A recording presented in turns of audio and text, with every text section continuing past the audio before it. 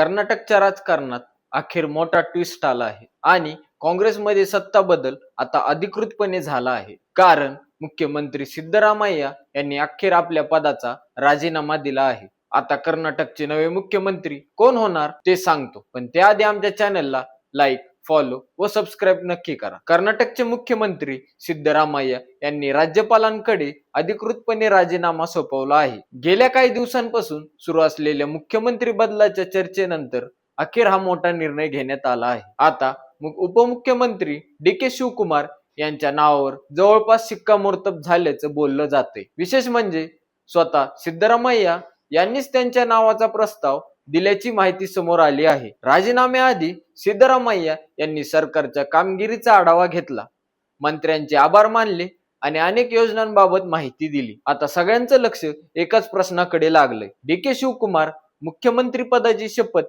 नेमकी कधी घेणार?